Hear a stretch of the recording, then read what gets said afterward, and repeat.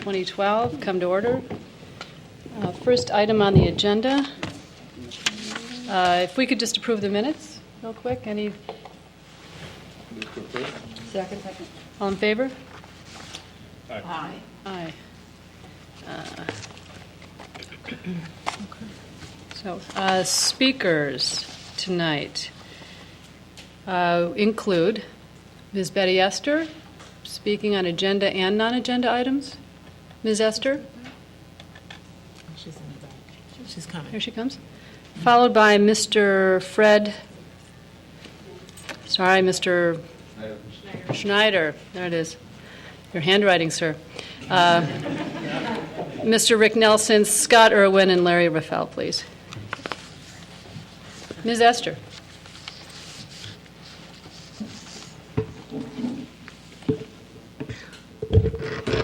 Do you want me to speak on all three of them or speak on them as they come up on the agenda? I think we use this opportunity for you to address all the agenda items that you'd like to. Okay. Are you prepared? Yes, I can do that, but it would be easier and much more helpful if I came up after each agenda item, but that's okay. As you prefer, we'll do that. Thank you. The first item I want to speak on, my name is Betty Esther. I stay at 2031 Church Street. The first item was looking at the package, and under the complaints and things of the police review, and it was interesting, one of the complaints where the lady got a ticket and where she says that the police car was sitting there, no lights on, two policemen in the car. She pulled around them because they was parked to go down the street, and then she saw emergency vehicles that was there, and so she stopped and tried to either back up or maneuver to get out, and then the policeman turned on his light and flash, and she got a ticket. And I said, oh, okay, well, you went the wrong way, didn't you see them?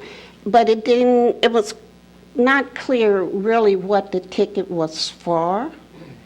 If she passed them to go where there was an emergency that was taking place or what.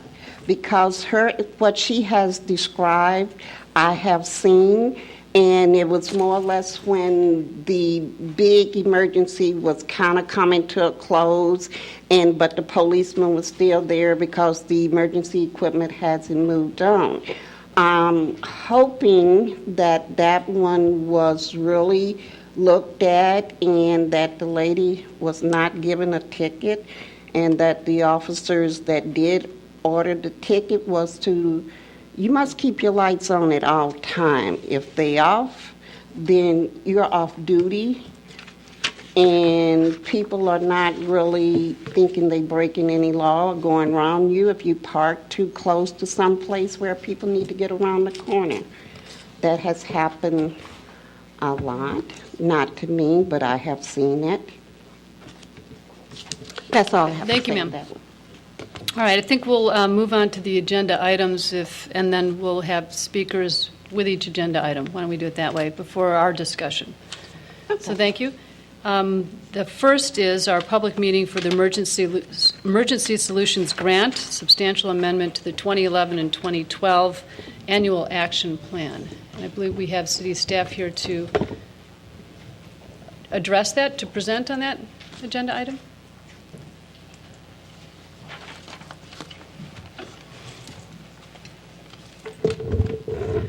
Good evening. Sarah Flax, Housing and Grants Administrator. Good evening, Chair Grover and members of the committee. The Emergency Solutions Grant Program is on our agenda with two substantial amendments to existing action plans, our annual HUD action plans for our entitlement grants.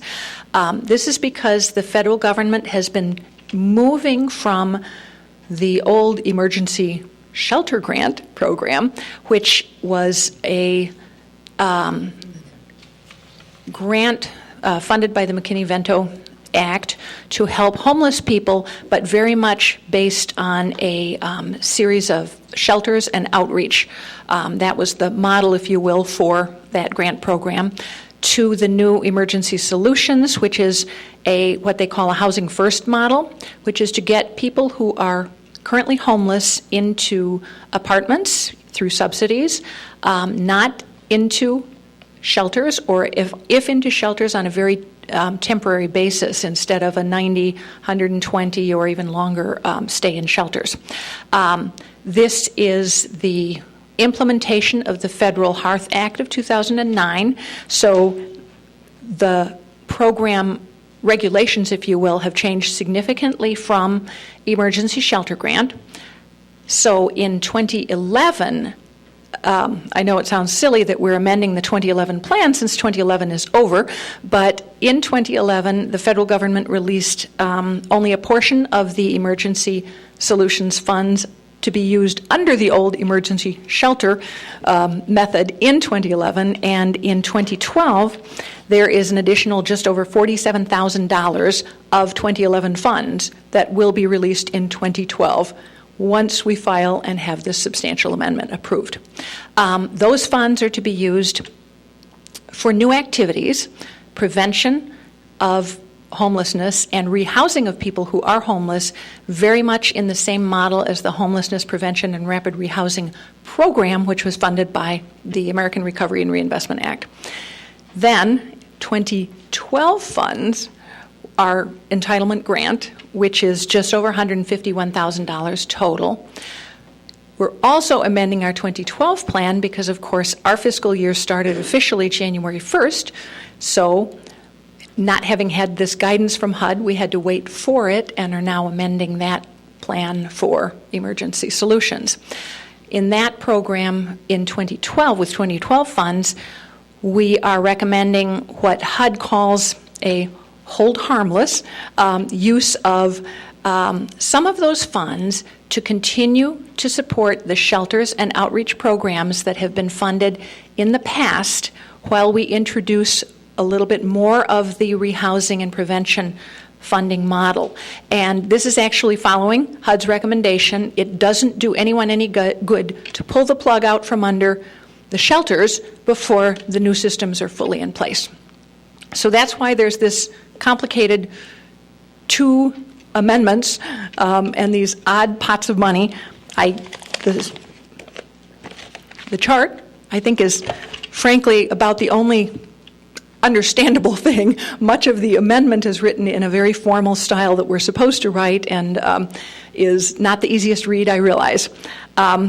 What we'd like to do is have public comment, because that's part of our requirement of any amendment to our HUD action plans.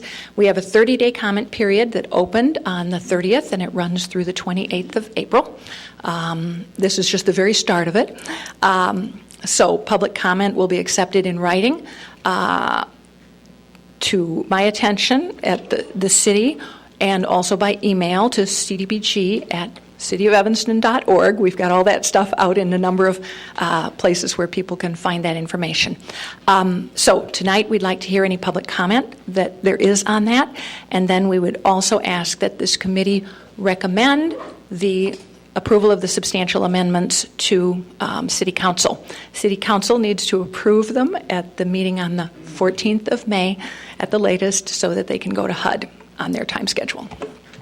So first, I'll invite any public comment from the public on the substantial amendments to the 2011-2012 annual action plan. It appearing there are none. Then council comment, committee comment. Alderman Fisk. Thank you, Ms. Flax. Is it a public hearing that's required, or just public comment? And if it's just public comment, how are you getting the word out to people? The city chooses to have a public hearing. It isn't required by HUD, but we traditionally always do have one. Public comment period runs for 30 days. We have numerous ways of getting that out to everyone. One is it's already been on the website and will continue to be on the website. It will go out in the e-newsletter. It's already been out to the press and through a list of about 900 emails that Eric Palmer gets that information out to. It has also been emailed to a list of organizations and individuals who are on a list I keep who are interested in our HUD grants. Okay, but you are having a formal public hearing? This is the formal public hearing. Most of the time, quite frankly, we don't get most of our comments at a public hearing. The public hearing helps get attention to it, and then people Okay, give it but- to us in writing. Because a public hearing is different than a public comment period. I mean, public hearing is differently noticed and actually, Sure. wouldn't we need to adjourn into the public hearing of? This is the agenda calls for a public meeting. Yeah. I don't know if that's Okay, any so different. it's- It's a HUD hearing. It's not maybe a city, we call it a public hearing, but it doesn't. Okay. The term may be misleading, I'm sorry, because for the HUD rules, we just have a public meeting. Okay, but we- because public hearing says something very different to citizens. I mean, it's noticed in the newspaper, and a certain lead time is given, and Yeah. and This people is- are allowed to question, and testimony is Right. recorded. This does not follow the city's term of public hearing, and I'll make a note to just call it a public meeting in future, because it can be confusing between our terminology and the HUD. I was confused. Apologize for that. Yes, I was confused. And we do have one public comment. Ms. Esther? Great. And I invite anyone else with thoughts.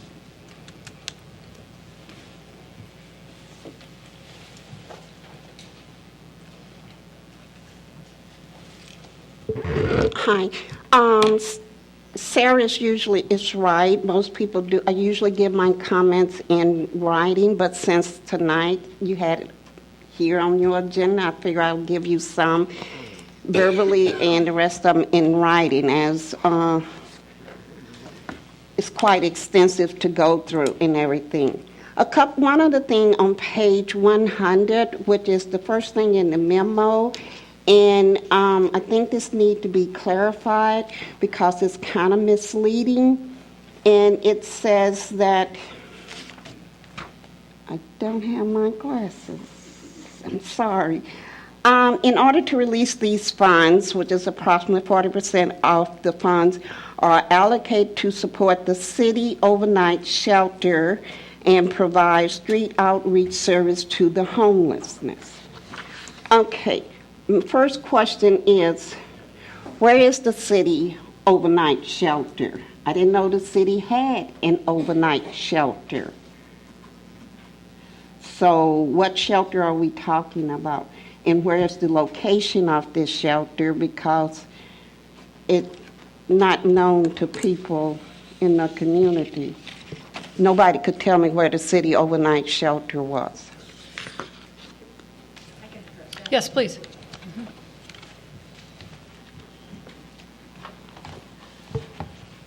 Excuse me, Betty. There are two shelters in the city. They are not owned by the city, and so it was just the city shelters was simply saying they are located in that. One is Hilda's Place, which is a 20-bed transitional shelter for single men and women. It is at the corner of Lake and Chicago. I don't remember the exact address. I apologize. The other is the domestic violence shelter of the YWCA, and we don't announce that address. Okay. With that, then I think that sentence need to be changed to say that this money is for to support the 2 overnight shelters in the city, because the city is not responsible for those. We are not liable. All we do is just give a little money to them. So the way it reads is that the city has these. The city does not provide overnight shelters. They give funding to organizations that runs overnight shelters. So I would like to see that corrected. In the cap, I see that they are capping the funds and for the 2012, and it's kind of hard to see how that there's going to be assisting adults for 3 months, and you're only giving the adults, and we're preventing homelessness or moving people into homelessness, out of homelessness. keeping them there, and we only giving them $3,000 for a 3-month period. I know, and I do hope that the city did, I know I did lobby HUD and everything to keep the 18 months like it had before, but evidently that wasn't enough. The increase in the administrative costs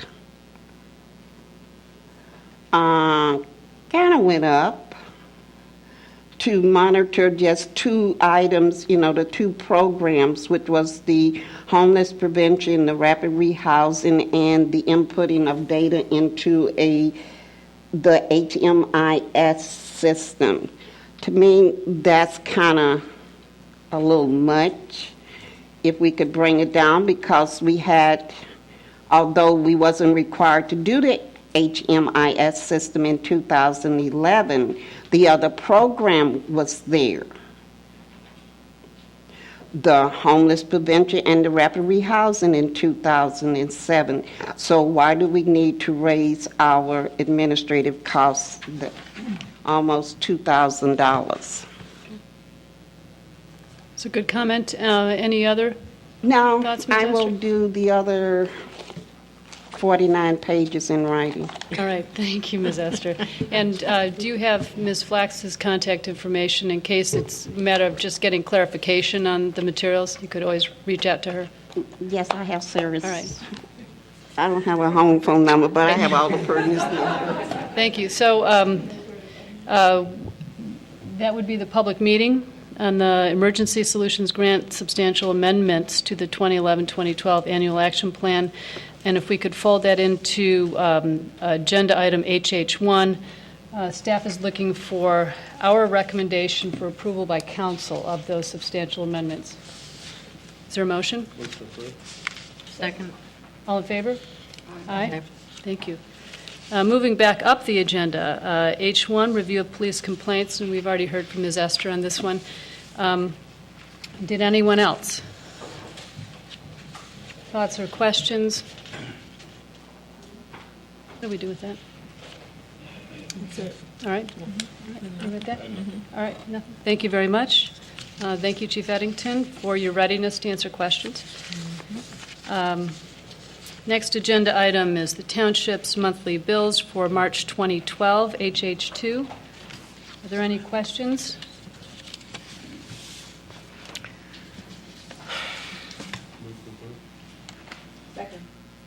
There's a motion to approve and a second. All in favor?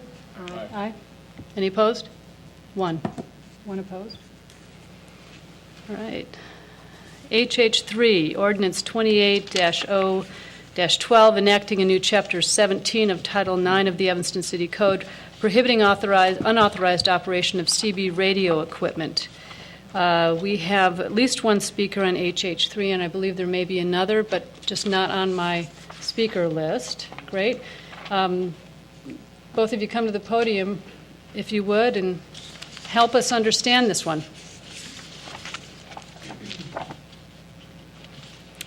Name and address, please, when you're there. Hi, everybody. My name is Andrea Winship, and I'm at 1144 Wesley Avenue in Evanston. And I don't know how deep to get into this, but about 3 or 4 years ago, across the street we have a neighbor who has a very large antenna in his house. And we were experiencing his radio coming through, his CB or ham radio coming through our radio. And we could hear every word that was spoken. And then this year, it started coming into our television, our computer, and our phone. And it's made my life pretty miserable. So I finally called him this past week, and he realizes that it is a problem, but I don't know how willing and able he will be to stop it, because I think he's put some investment into his equipment. And that part of it has been going on for about a year, where it's coming into every technology that we operate in our house. So now we can actually hear it through our televisions. It's done some technical weird stuff to our main television in our living room. It's making the computer turn on the television and then go through a menu. We've had to replace that several times. The main issue is our phone. I cannot conduct business on our phone. Today was a perfect example. I got a call from my doctor, and she had to call me back 3 times before we could finish up our conversation from this. So it's becoming a huge problem for me and my husband. So in response, it's Alderman Wilson, who could not be here tonight, who would if he could, Right. has proposed an ordinance that essentially would codify FCC, Federal Communications Commission regulations on radio transmissions to address situations like this. Alderman Fisk? I know very little about this, but one of the things I do know is that ham and CB are very different, use different frequencies. Right. Do you know which one it is? I don't know which one it is. I had many long conversations with the FCC about this. They do operate on different frequencies. I did not get into a heavy, detailed discussion with my neighbor because I was very ill with the flu, and I finally got through to him. But So if it's ham, yeah, we need to be addressing that. Okay. And this isn't addressing that. Unfortunately, that's my worry. I'm not quite sure that if I call him, A, he's going to answer the phone, B, whether he'll just volunteer that information to me. So I'm not sure how to find that out. We have another resident here who's got some expertise Okay. that I think can help shed some light on the technicalities as Okay. well. Mr. Irwin?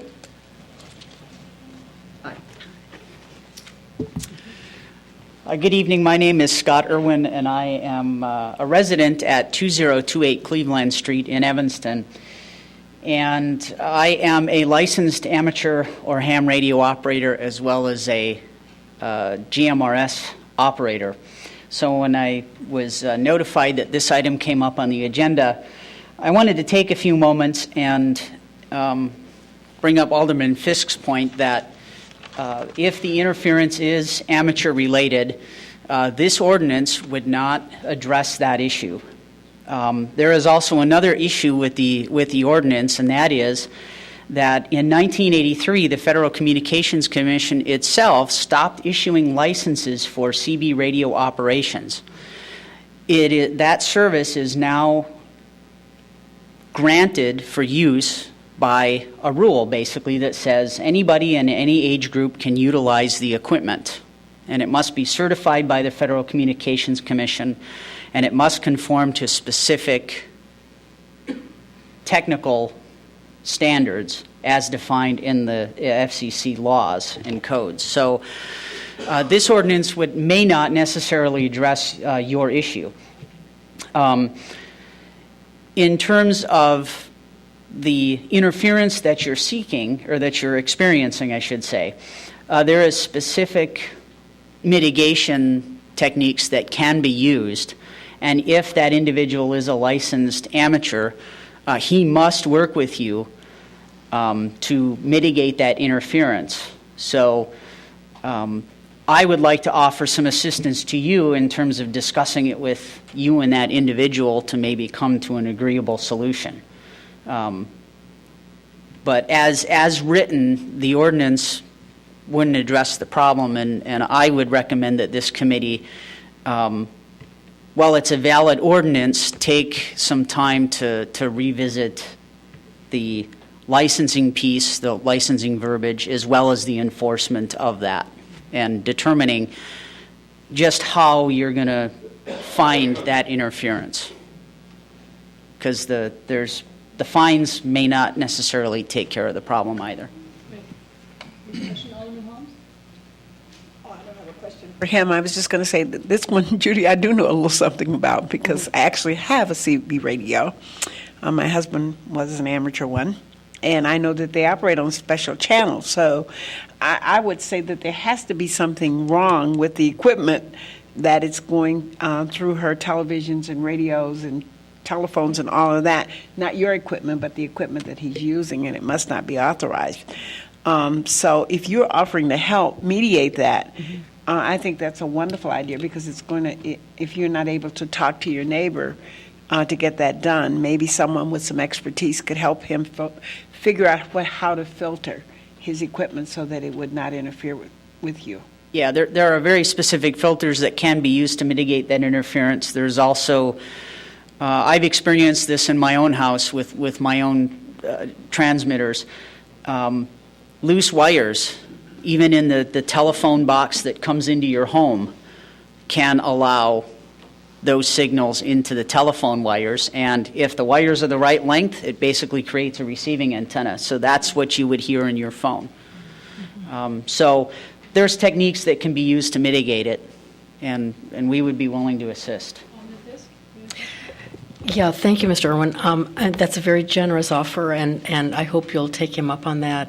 And I would suggest that if there is a problem and there's no communication or resistance, that then we come back with this to the committee, so that the ordinance really is specific to what we're trying to address. Because I don't think there's any way, if we did, CB enforcement, I don't think there's any way to enforce it, given the wide use of it. But can we? Was that a motion to hold it sure. in committee?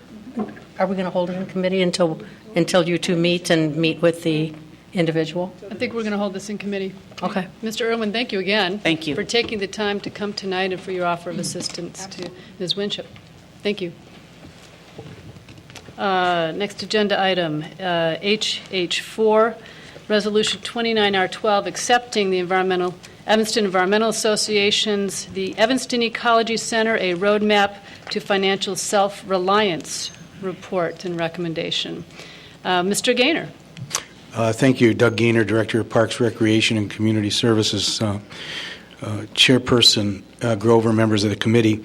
As you may be aware, for many years, the Evanston Environmental Association has been the philanthropic arm of our Ecology Center, and they have donated well over $1 million to the Ecology Center and its operation. In fact, they built the Ecology Center with their fundraising efforts. Probably over a year ago, the city manager, along with staff, met with the Environmental Association members and discussed ways in which we could work together with them and reduce the costs to the city, but at the same time, expand the services the Ecology Center offers and to maintain that program, as it's a very popular program in the city. So over a number of months, the city manager along with the EA met and with staff, and they have come up with a plan. And this evening, Fred Schneider and Rick Nelson are here to make a short presentation and discuss the sustainability of the Ecology Center through efficiencies and fundraising and so on. So with that, I would ask Fred and Rick to come up. And We welcome Messrs. Schneider and Nelson.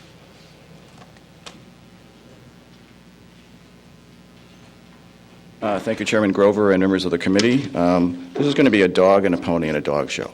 So, three parts.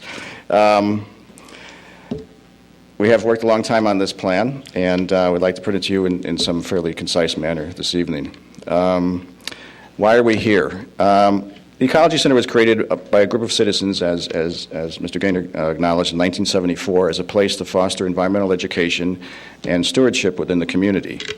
These citizens proceeded to build the Ecology Center, at least the first half of it at that point in time. 2 years later, the same group of citizens organized themselves into the Evanston Environmental Association, and once the new facility was built, they donated it to the city. Years later, they also built a second section to the Ecology Center, which was finished around 2005, and that too was donated to the city. Since that time, the EEA has been the unofficial nonprofit arm of the Ecology Center, contributing, as Doug Gaynor mentioned, thousands of dollars to it while supporting it programmatically, operationally, and in its volunteer efforts. Today, the Ecology Center, with its more than 25,000 annual visitors and over 100 programs, has become an invaluable community institution. In recent years, the City of Evanston has faced challenging economic times and, as a result, experienced difficult financial impacts on its operations. Of course, I don't need to tell you that. In 2010, as an aspect of these challenges, the Ecology Center was targeted for staff cuts, closure, and even rumors of its impending sale. Heaven forbid. Vigorous support throughout the community and among City Council members helped to reject those proposals. As a result, the City Manager politely requested a meeting with the EEA in early 2011 to discuss ways to reduce the financial pressure on the City to maintain the Ecology Center's status. Specifically, the City was looking for ways to reduce or eliminate the Ecology Center's operating deficit. The EEA got together and we responded by creating a financial plan and a capital plan for the Ecology Center in July of 2011. And since then, we've met frequently with the City Manager, who availed himself a lot of his time to us, as well as the Parks, Recreation, and Community Services Department management team to help refine this plan. What you have in your hand is actually version number 4. So we've gone through it and we worked it a number of different times. There are 3 partners in this plan: the Ecology Center staff, the City of Evanston management, and the EEA. Each one of those partners has some specific roles the way we've outlined it in the plan. The Ecology Center staff will continue with the day-to-day operations of the center and will execute specific actions included in this plan. City management will continue in the overall current management, staffing, marketing, and other general functions of the Ecology Center. They will also provide general support for the plan and help guide us on city-related issues as they impact the Ecology Center. The EEA will play the lead role in this plan and will partner with the Ecology Center staff and city management in implementing it. Obviously, it was clear that as part of developing this plan, we also had to develop an overriding goal and some kind of a vision. That goal had to reside in a vision for the Ecology Center's future. Our goal is both simple and challenging. The goal is for the Ecology Center to become the community's hub for environmental education and sustainability-focused learning. We're obviously working at this point also on a Sustainability Academy, which Alderman Grover knows about, and hopefully that's going to be a part of that future. Our vision is based on the Ecology Center's successful history as an educational institution and as a pragmatic view of the future. So our vision is to provide the highest quality environmental education opportunities for Evanston to successfully thrive and adapt in the face of what we believe is going to be significant economic and climate change. This plan that you're about to hear is driven by that singular vision and goal and comprise its foundation. Now I'd like to turn the presentation of the plan to my colleague and board member, Rick Nelson.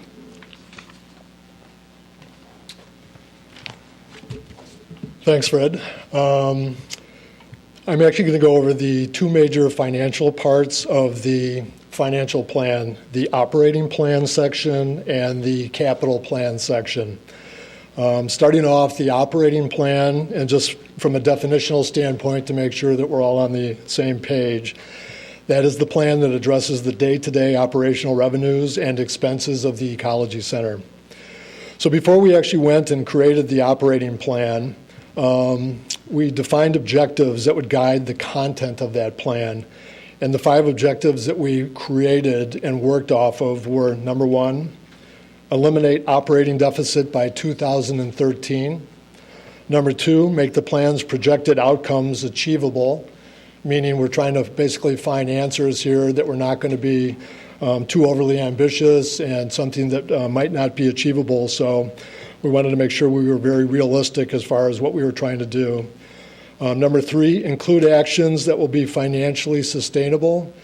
We wanted to make sure that whatever actions we actually chose to do to try to reach a break-even point were things that we could do year after year and basically keep them up and basically have some consistency from year to year. We also, number 4, had an objective of work in partnership with the city. We knew from the EEA standpoint we couldn't do this all by ourselves, so we actually knew that we were going to need the help from the Ecology Center staff and also the city management. And number 5, we wanted to create an Ecology Center future that allows it to flourish. So over the last several years, we've been in a mode where things are almost just in survival mode. We want to go beyond that and actually create a future for the Ecology Center where it's really a thriving institution. So from a summary of the plan standpoint, the actual operating plan that we created, it's a 3-year plan, and it has the following operating deficit targets. So in 2011, which is the first year of the plan, we had an operating deficit target of $46,000. That's the amount of money that the city would have to make up from any shortfalls in revenue as far as offsetting expenses. That $46,000 amount actually applies to a 10-month fiscal year. We all know that the 2011 was actually a short year. But so 2011 had a target amount of $46,000. 2012 had a target amount of $20,000. And next year in 2013, we're actually looking to break even from an operational standpoint. As far as the content of the plan and the actual actions that would be taken, we came up with a multi-dimensional strategy, and it includes 14 different actions. So without listing all of them out, I'm just going to give you a sampling of those actions as far as what's in this operational plan. One, for example, is recruit 5 corporate sponsors. So that would be something that we would try to get an annual amount of money from these sponsors that would basically help offset the operational expenses of the Ecology Center. Another is hold an inaugural green ball. And as long as I'm up here, I might as well do my pitch and take a couple seconds that the inaugural Evanston Green Ball will take place on May 18th, and everyone here is invited to that ball.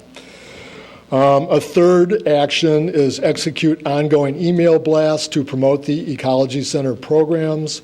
A fourth is execute a summer camp promotional campaign. So I'm not going to go through and list all of these, but there's 14 in total. And we actually have made a lot of progress on most of those 14. We probably have activity underway for approximately 11 out of the 14 already, and we're making significant and good progress. And my partner here today, Fred Schneider, who's the president, has actually been leading us on the path to execute on all these actions, and we've really done a great job so far and made a tremendous amount of progress. The next item, just as far as the operational plan, I just wanted to give an update because we actually are a little bit over 1 year into the first year of the plan. So in fiscal 2011, the city of Evanston had a target in the city budget of $78,000 as far as the operating deficit for the Ecology Center. In this plan, we thought we could do better, and we actually had a target of $32,000 better by implementing the actions that we're talking about. And so our target in the plan was $46,000. And in reality, with the preliminary data that we've gotten so far this year, we're actually seeing that we're at a $37,000 mark. So we're approximately $9,000 better than our target, and whatever that adds up to, $30,000 or $40,000 better than what the budget had targeted for. So this plan is underway. We're a little over a year into it, and we've actually done extremely well as far as hitting the targets that we established for ourselves. So that's the operating plan. Next, as far as the capital plan portion of the financial plan, and this is going to address the relatively expensive expenditures with a useful life of multiple years. In this part of the plan, we actually had 4 objectives that we wanted to use to guide the creation of the plan. Those 4 objectives were: 1, establish realistic expectations for longer-term capital expenditures. Number 2, have the EEA make a significant and sustainable contribution to the Ecology Center's capital projects. Number 3, begin the EEA's contribution after break-even has been achieved operationally. And number 4, create and manage a capital reserve fund for the EEA's contribution to the capital expenditures of the Ecology Center. So a summary of this capital plan is as follows. The plan is based on a capital audit that the EEA commissioned and had done last year. So we actually had someone come in, take a look at the condition of the building, look at the various parts of the building as far as the roof,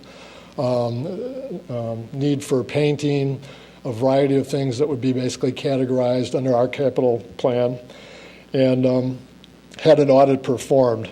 And that's actually the basis for our capital plan. The capital plan itself covers 15 years from 2012 to 2026. It requires a $7,608 per year contribution from the city and the EEA to basically offset those capital projects that will be taking place over those 15 years. So just to repeat that part of this, we're actually proposing that the EEA and the city split this annual amount that would be set aside for capital projects. The total amount is a little bit over $7,600, and so each party would split that and actually have a $3,800 contribution on an annual basis over that 15-year period. And the EEA's participation in that splitting of that amount on an annual basis would start in 2014. And the reason that is, we're very busy in the first 3 years of the operational plan as far as efforts and actions to generate money to achieve operational break-even. So I'm now going to transition into the greenhouse renovation. That's a project that was not included in our capital plan. And for the past year, we had understood that either $125,000 would be used for a greenhouse renovation project or $500,000. And those two different numbers were driven by, there's $125,000 allocated in the city's capital plan. There was also an application for a grant that people were hoping for, and I believe that was $375,000. That did not happen, the grant. So $125,000 was left, and we understand is still allocated towards that project. So we always understood that there was money allocated for the project, so we did not include it in our plan because it actually had been addressed already by the city. Just as far as background, a very brief background relative to the greenhouse renovation project. The greenhouse was built many years ago with actual hands-on construction assistance from EEA members and other supporters. The greenhouse has been used for some great programs over the years for children and adults alike. Much of the programming relating to plants, food, gardening, animals, and a variety of other things that obviously a greenhouse would make sense to have programs for. But more recently, the greenhouse space has deteriorated to the point where something really needs to be done at this point in time. Materials are rotting and deteriorating. Holes and gaps exist that allow in the elements and allow heating and cooling loss and dollars that go along with that heating and cooling loss. There's actually been sightings of small rodents within the space. The space is not ADA compliant. And additionally, and this might be more of a personal note, it's actually a bit of an eyesore. I mean, it's gotten to the point where the deterioration has reached a point where it's just not an attractive space, and it's becoming very quickly an unusable space. So as far as the importance of the greenhouse to the ecology center, it's absolutely critical to the center. The greenhouse is an extension of the children's room, which is the most important room for children's programming at the ecology center. And children's programming is really the mainstay of the ecology center. I mean, there's obviously adult programs there also, but if you looked across the broad spectrum of what's being offered there, a very significant portion of it is children's focused programming. If the greenhouse was reconstructed, a new greenhouse could be used for elementary school, high school, college, and adult programs in topics such as organic indoor gardening, nutrition, composting, seed exchange, local food sources, soil substance, and actually many more topics. The city has identified partnerships that could be forged or strengthened by having a new greenhouse space. There's some very specific discussion that's gone on about ETH and NU internship programs that would actually use this new greenhouse space. The Evanston Garden Clubs, the Talking Farm, Edible Evanston, these are all groups that potentially could come in and either conduct programming or actually their members would be interested in participating in programming. So there are lots of new programming possibilities for all ages that can be realized with a reconstructed greenhouse. The EEA and City of Evanston support this current $125,000 plan for the renovation. For all the reasons I've mentioned so far, the EEA is in strong support of moving ahead and using the $125,000 already allocated by the city to reconstruct the greenhouse.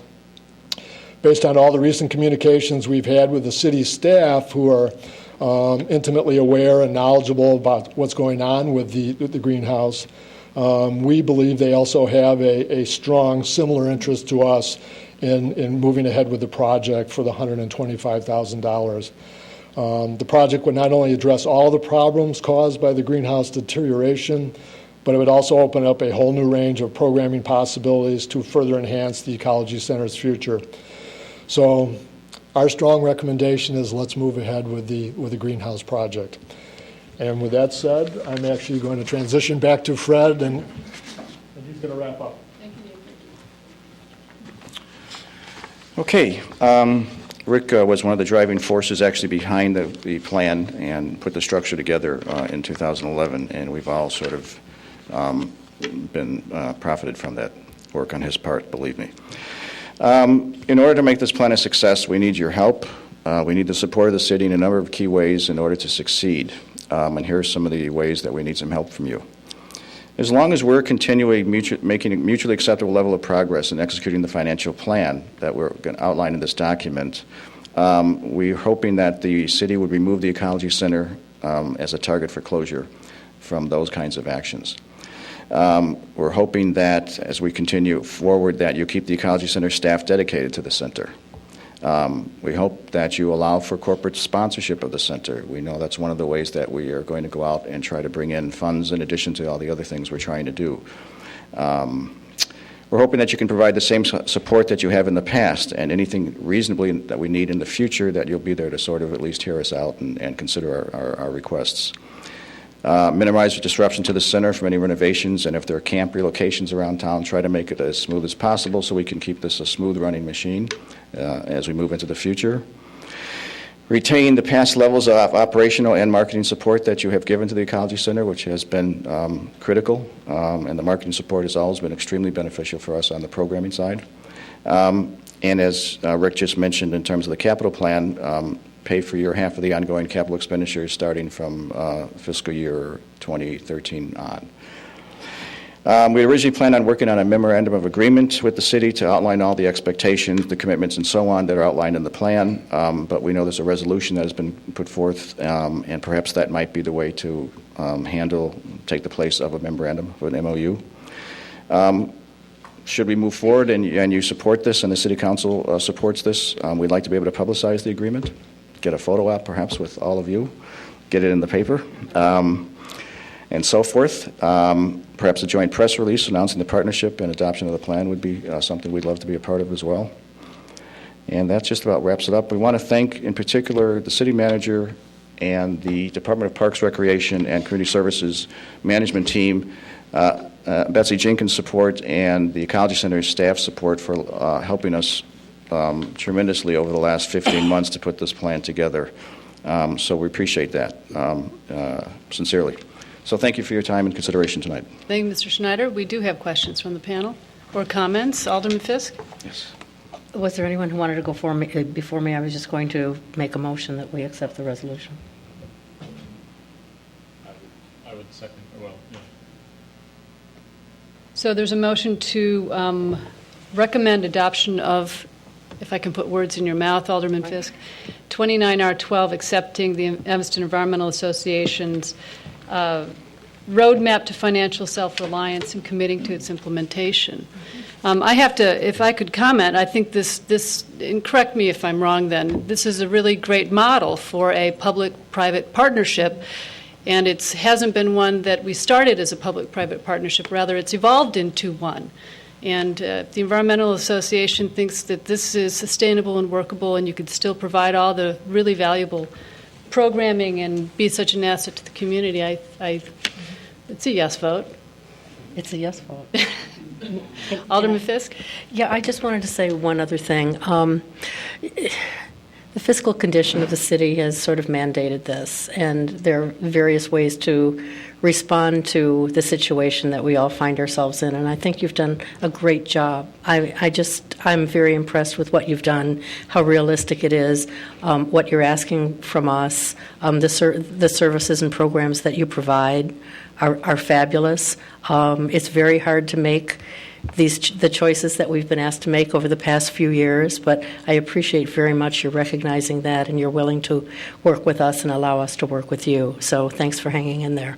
Well, thank you. You actually helped make it easy for us, believe me. Alderman Tandem? My comments were along the line of Alderman Fisk. I thank you for putting together a very clear and concise presentation that we had in our packet with a lot of good information and certainly a lot of thought that went into that. I think that given the interest in this community in terms of green energy and recycling and all the multiple things that we all want to be involved with, we demand to have an ecology center. And so I think that, this is one thing that we as residents should demand to have. Thank you. Thank you. So there'll be a motion and second to give an enthusiastic all day. Any opposed? Thank you. And please consider the green ball on May 18th. It's a Friday evening from 7 to 11. It will be at the Levy Center. Entertainment, great foods. It's the Taste of Evanston food sampling with lots of places. Yes, it does. We're hoping to have a big crowd and to generate some funding. Thank you. Yes, ma'am. 7 to 11. And is their tart green? We're actually hoping that it becomes a night in the city in the future that actually we celebrate green all around town, actually, in the long run. Thank you very much.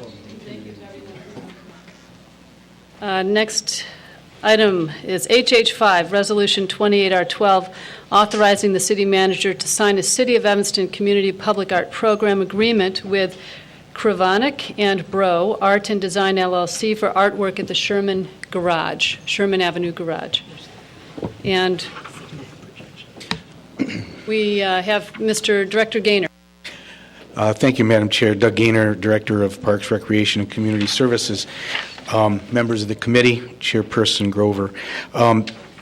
As you are aware, the city has an ordinance that provides for up to 1% to be spent on any projects that are actually city development projects. And the project at the Sherman Plaza area, we'd had one piece of public art that was installed on the corner of Davis and Sherman, and there was some funding that was left over. The Public Art Committee then did a call for artists, and for the last, I think probably year, have been going through a process to locate an artist with appropriate art to install within that TIF area. Josh Barney from the Public Art Committee started this project, and as he was chair, he's no longer chair because that rotates out, but he's the sort of the person that's followed it the most. I'm introducing him tonight to continue with this presentation, and I believe there's a PowerPoint, and you'll also meet the artist this evening. Great. Mr. Barney? Do we need to come?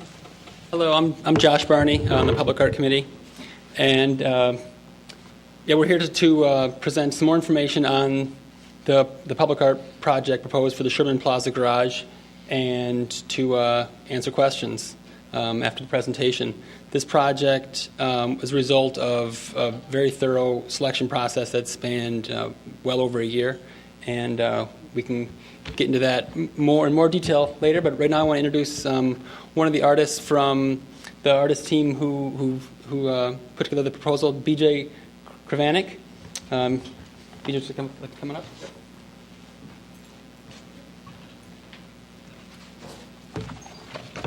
I guess you can leave the lights down. That would be great. Yeah, that'd be great. We didn't know whether it was about you or the show. Right. It's all about the visuals, of course. All right. I want to thank the committee for your time tonight.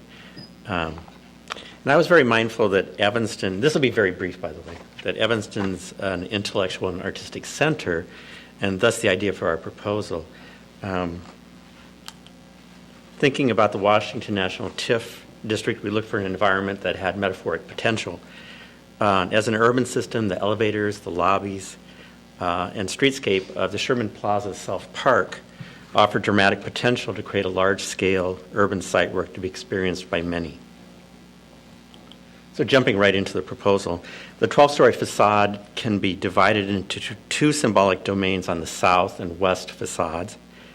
The observation areas facing south, which is what you see the lower part of here, can be thought of as the public domain of large-scale social systems, thinking of politics, economics, culture, technology, urbanism, media, and so on, as well as our individual potential within those systems.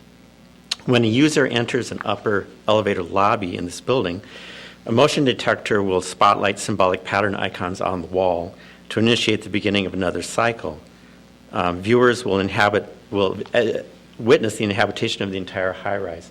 So as you see on the third floor above ground level, just showing that slightly brighter, a spotlight would be activated to illuminate the icon. Looking at the west facade, looking upward, a viewer becomes more aware of the inhabitation and movement of the elevators up and down as the spotlights are focused downward to suggest searching, which are located on the top of elevator cabs. The large space the elevators move up and down within can be thought of as the private domain of thought, where a user initiates a metaphoric process of search, initiating, envisioning, and formulating ideas. This leads to effect, the unforeseen outcomes, consequences, and impacts on society. So thinking about the notion of initiation being someone who enters the elevator lobby and presses a call button, and seeing an elevator come down, this whole idea of envisioning, and as the elevator reaches ground level, the notion of impact on society.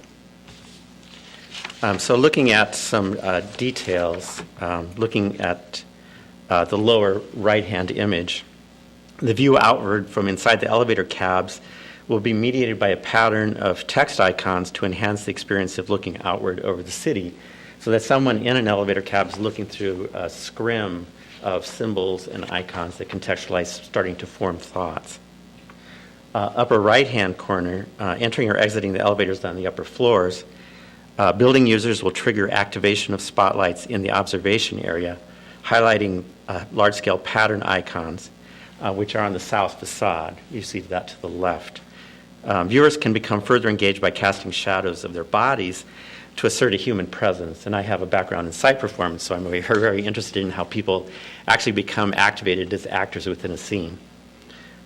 And on the left, at the ground level, passersby on the sidewalk will encounter silhouette and shadow inscriptions that will be revealed by the spotlights of descending elevator cabs, encountering words that suggest the unforeseen outcomes, consequences, and impacts of ideation and creation upon individuals and broader society.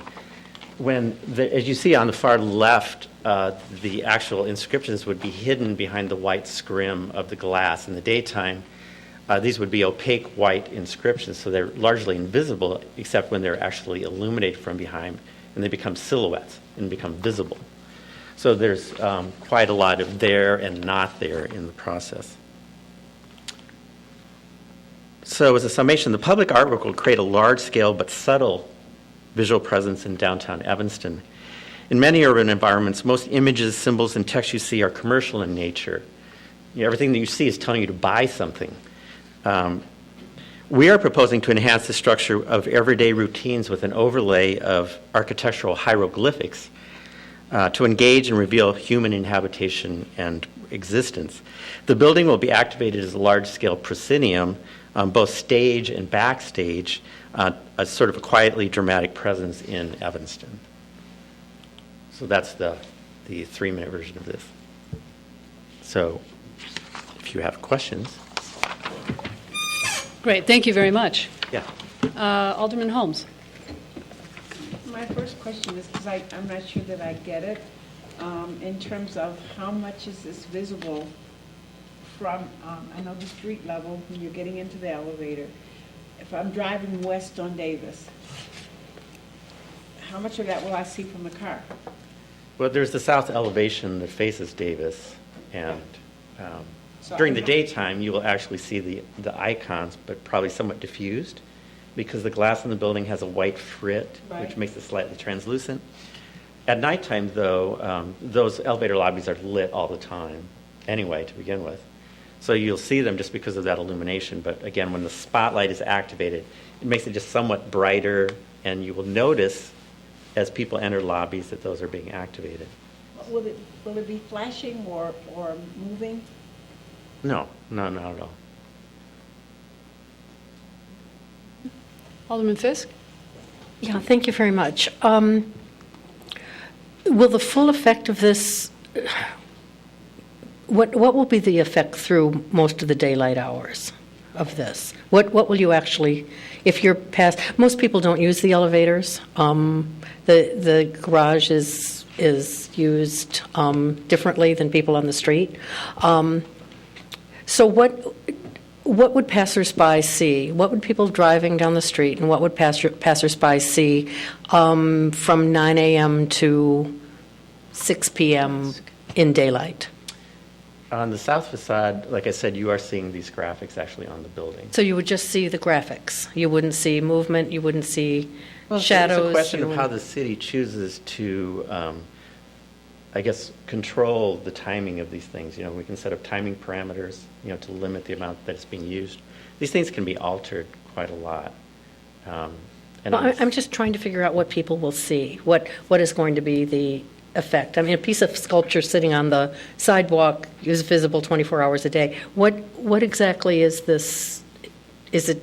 What is the impact going to be? What are you going to see as you go by? You're seeing a 12-story inscribed building. It has these inscripted forms and symbols on it from the south facade.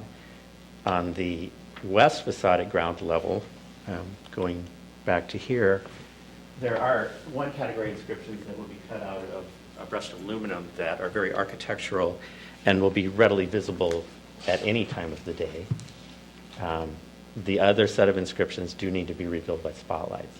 And again, it's a matter of, as the city chooses to manage the timing of this, those spotlights could be on 24 hours a day, and I doubt you would choose to do that. The timing of something like this can be managed very easily. I'm still not getting, I think Alderman Holmes has brought it up, I'm still not getting exactly what's happening here. What happens when the elevators are activated and the spotlights are on? I mean, what do you see?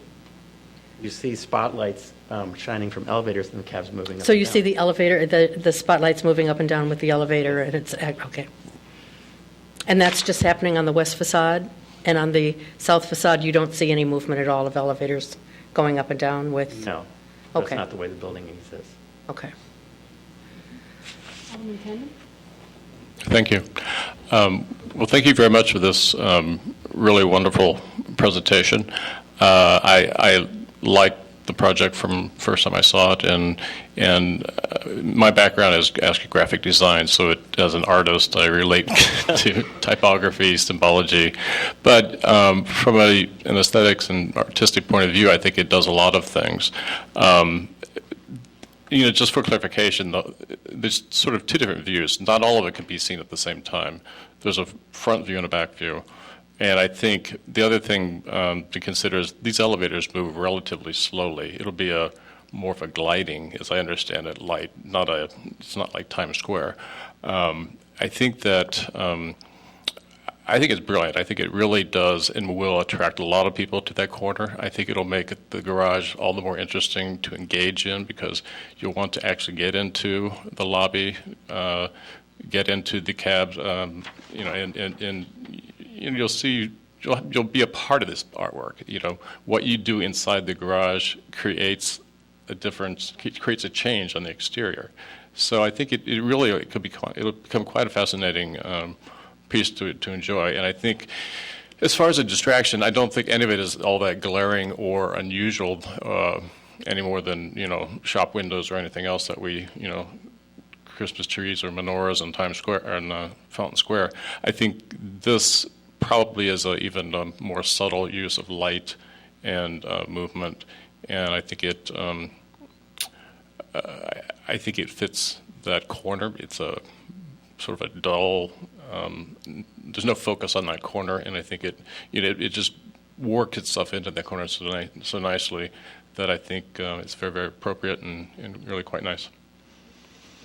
I would just add that we did conduct a site test in October with the correct light fixtures on top of one elevator cab, as well as directed to the south facade. Mark Tureen, who's parking supervisor, set this up working with the parking services company that does this. So we had a chance to observe this. I don't know if Josh could describe what that test was like, but I really felt that the impact of the lighting, to tell you the truth, I was worried that it was not going to be impactful enough, and it certainly is, but it's certainly not distracting because of the angle of it, the diffusion of the light by the time it hits the street, and so on. Yeah, thank you very much. Maybe if Josh or someone else from the committee could come up. I don't want to pick on the artist. I'd rather pick on Josh for a while. No, I don't even want to pick on Josh. This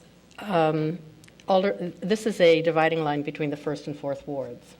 And so Alderman Wilson and I were fortunate enough to sit in on the Public Art Committee's consideration of, I think it was, 5 projects? Was it 5? Yeah, there were 5 proposals we looked at. Yeah, 5 proposals.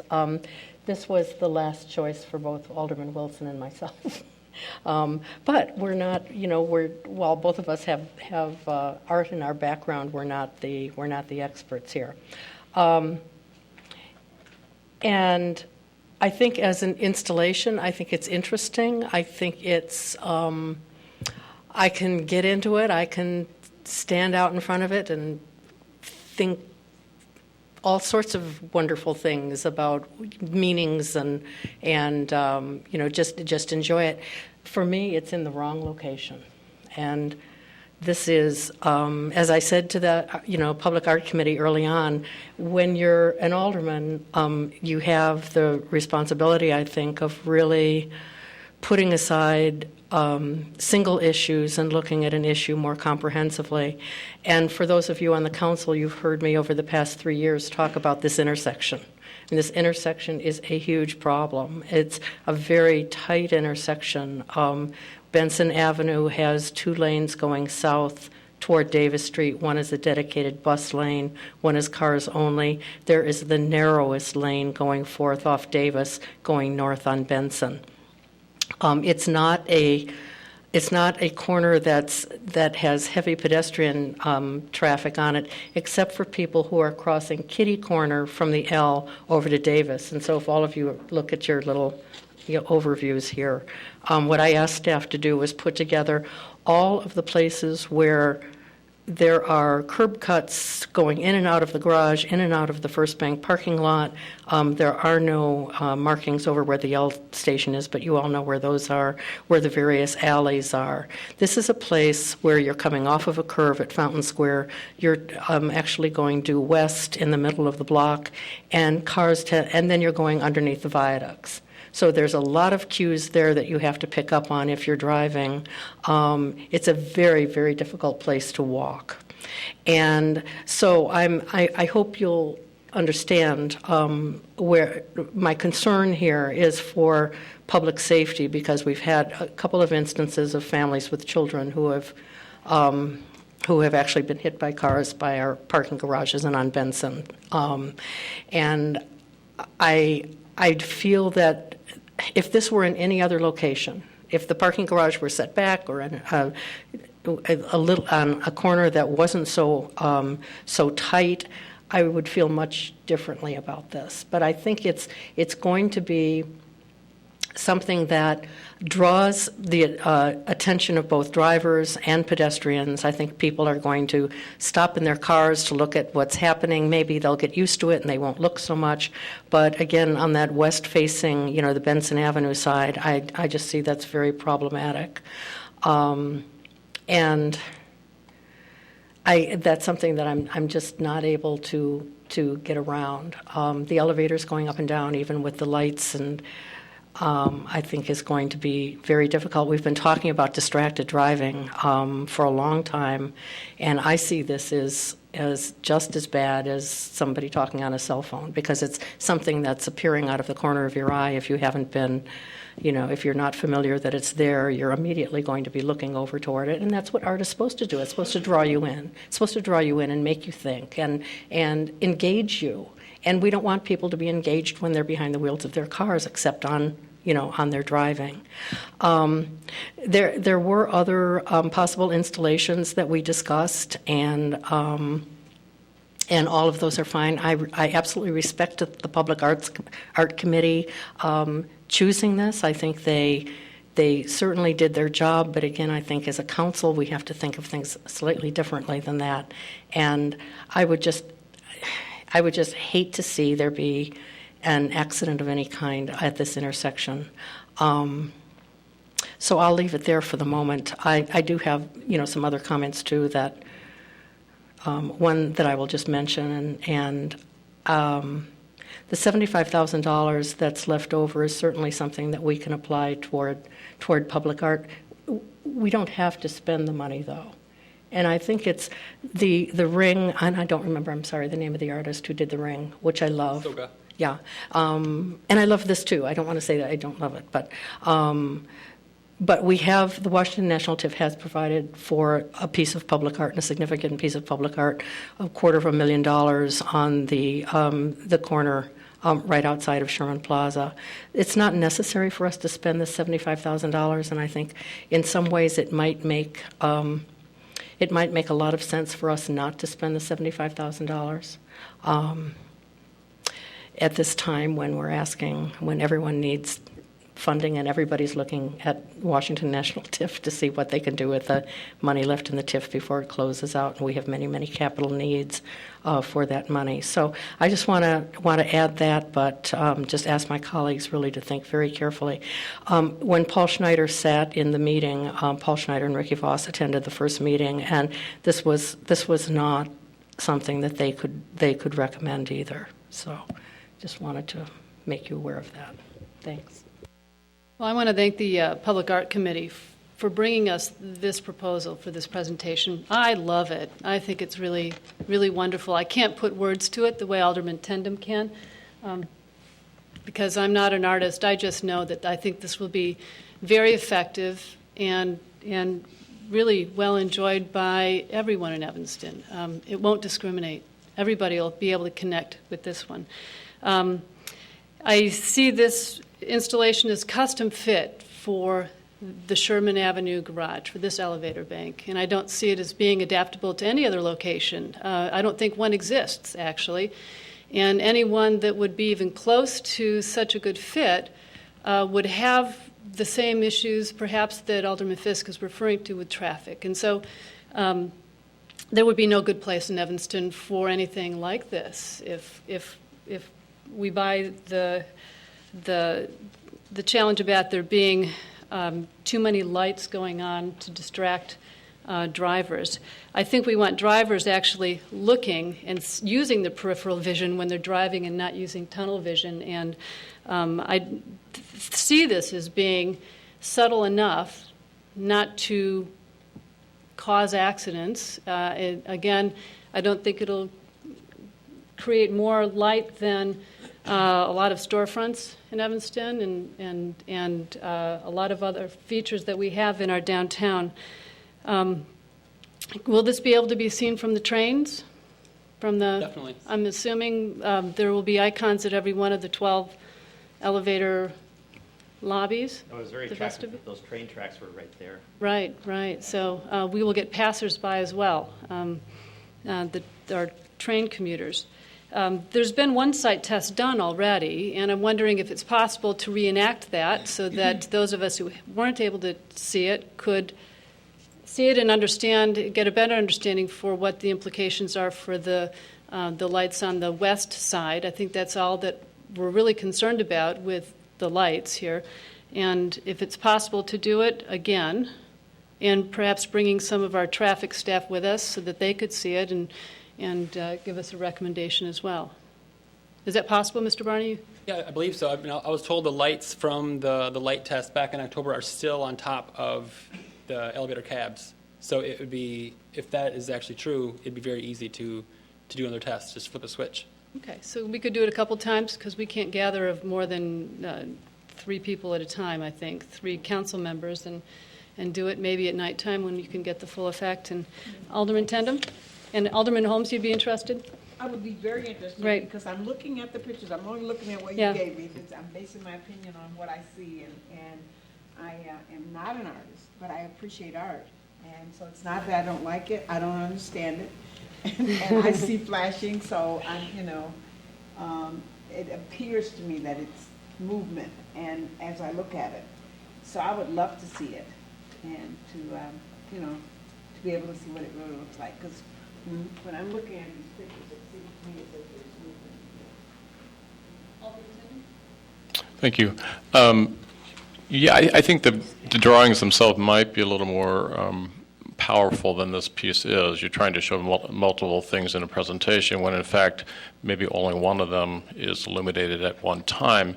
And in terms of the on and off, how that accelerates, you could transition to a very smooth, soft to bright light, and then back to soft. There are a lot of ways this could be well tuned for this corner if we felt that was distracting. The one point I would like to make is that I think if you're actually in the area of this intersection, you're not going to see a lot of this. It's really, I think, best viewed from a distance from the L tracks, and then at the street level, I think you get a good sense of, especially in the rear, what's going on there. But I think from in your car adjacent to this intersection somewhere, I don't think it's going to be strong enough to really pull you away from your driving. I think it's most likely to be seen and appreciated on foot and from a little farther away. Or if you're in it, correct, right.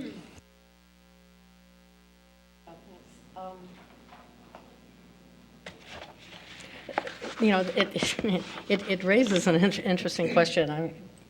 If you're not going to be able to see it, then what's the point? I mean, that's not what I said. No, but if it's going to be a very limited view or view only from the L tracks, then again, what's the point? Again, I don't want to argue against the installation because I actually like it, and I think in another location it would work fine. My argument is mainly with this particular site. The other thing that I would like to know, and I know we talked about this at the Public Art Committee, is what the maintenance required from the city would be for this installation. For our other art pieces, there's basically no maintenance required, I think. But what the cost of maintenance would be, how frequently the bulbs need to be changed, the expected life of this. I don't think we need that now. I think we can do it. Well, I can respond to that. Okay, sure. Definitely. I mean, we're using architectural materials, acrylic and aluminum. Everything will be subsurfaced, imaged onto it. All the graphics would be on subsurface. So any vandalism would occur on the other surface facing outward. That's standard anti-vandalism strategy. The components are the workhorse sorts of theatrical lighting fixtures you see all over the United States. The bulbs that go into them cost $16 a piece. When I was talking with Mark Tureen, we thought it would make sense to work with the strategy of servicing of the elevators. So let's say the lamps will last 2,000 hours, so perhaps you replace them twice a year. If you replaced all the lamps throughout the building twice a year, it would cost you perhaps $500. And that's it. I mean, these are workhorse components. The sensor we're using is the sort of sensor that's used to open doors in buildings. Now, my point is to keep it as maintenance-free as possible. and as tough as possible. That's the way we always go about these things. And the people who would be maintaining these are what, the building, the parking garage people, or our building maintenance people?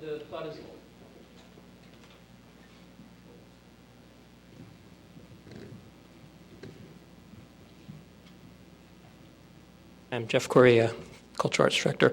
The thought would be that it would be maintained on a regular cycle with the maintenance of the elevator. So there's annual maintenance done on the building, and so we would replace the bulbs on a schedule along with that, so there wouldn't be additional expense incurred in the replacement of the bulbs.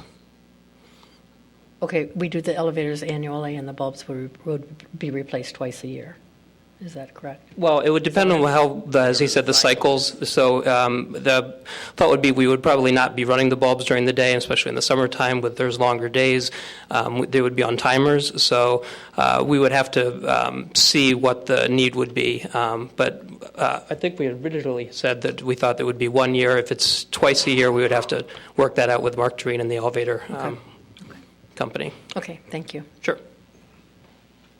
From what I understood, from what you mentioned, there's a possibility of altering the timing parameters. We can tinker with this so that it works for us, for this location. Definitely. Yeah. I think I'd like to pass it up to council, at least so that it's on a council agenda, so that we could schedule a site test and invite other members of the council who might be interested as well. I would too. Move to send it to council for further review and a on-site test. So would that be a motion for approval of the... No. Well, you know, I think if I can't- we had at the review and the site test, move it on to council for that. All right. Right. I would second that motion. Okay, so what Okay. is the motion specifically? To move it on to council for review and the site test. Right, okay. All in favor? Aye. all right. Thank you very much. Thanks.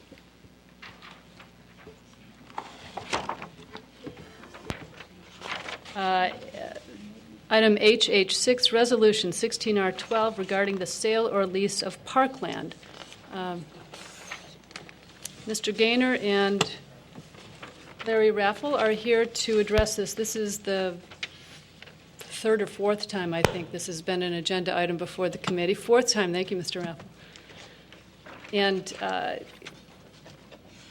I may get this wrong, but since it last came before us, we asked that it be what was originally proposed as an ordinance be changed and made into a resolution, and one that would not specifically obligate us to acquire equivalent real property, but would ask us to endeavor to acquire equivalent real property upon the sale of green space. Am I right, Mr. Raffel? Absolutely. And very well said. Were those the only changes that are back before the committee on this from its last version? Yes, that's the only changes, but the significant change is it is now a resolution as opposed to an ordinance. Alderman Holmes? I went back to read the minutes because I had to remind myself of what it was. And I think that we said at that time that we would consider looking at a resolution, and they take it back to the board, so. Right. Okay. So thank you for your fourth Wasn't that we appearance here, and I requested to appreciate do all the work you've put into staying nimble with us.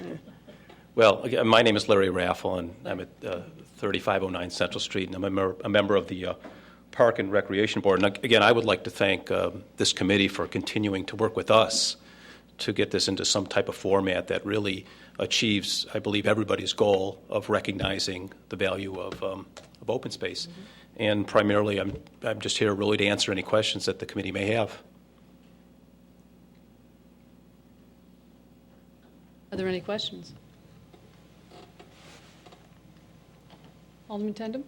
No, I can support this as a resolution, and I would urge that we send it on to council. I think my only hesitation with this version is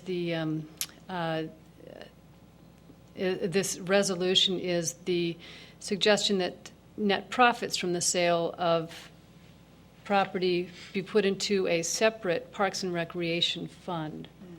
I think at the last meeting we discussed that as whether or not the board was needing to include that or whether it was optional and whether the board would still support the resolution without the designated fund. Well, I think it's important to have that in the resolution because one of the issues, and thinking because I understand that would be a concern, is it's important to recognize that if the city does sell land and endeavors to get parkland in return, it's important not to make it a situation where you're selling parkland, getting a cheaper piece of land, and then taking the money and applying it to the city. It really becomes, we're looking at it becoming a piece for a piece. And if there is money left over, it could always be used to support or maintain the open space.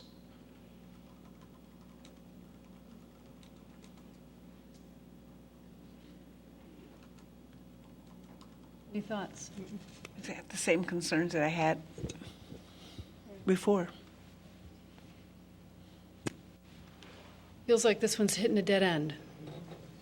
At least with only 4 members here, I'm not sure if... All right, I'm thinking we're going to just hold it in committee and No, I don't think maybe you so. wanna I do think that. this is the time to vote on it, and Okay. if this committee doesn't, want to move it forward, then I'm sorry to say this resolution is dead. Is this one that we'd like the full council to deliberate? I would be in favor of waiting until we have a full committee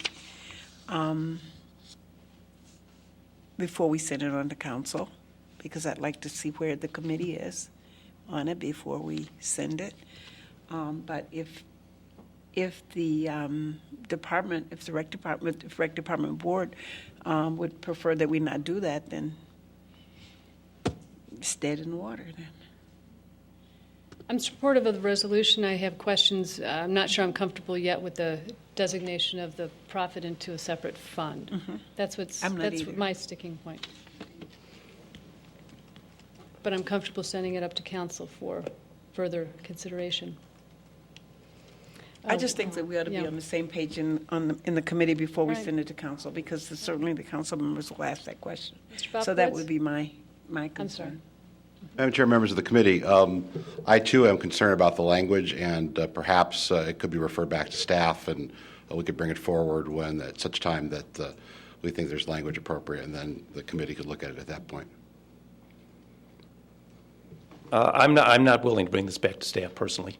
I think at this point we've taken this down as far as we can take it. Yeah, indeed. I mean, at some point it really has no value anymore. And if that's if the commission's concern, I would urge the committee then to receive and file.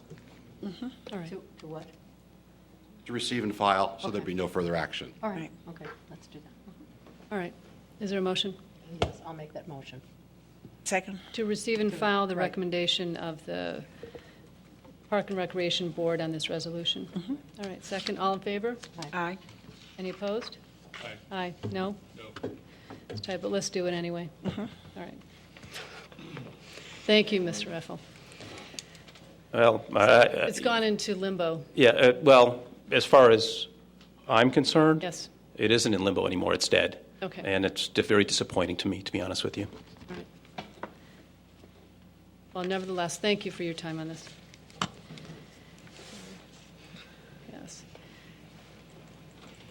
HH7, recommendation for Main Street mural project by Nichols School.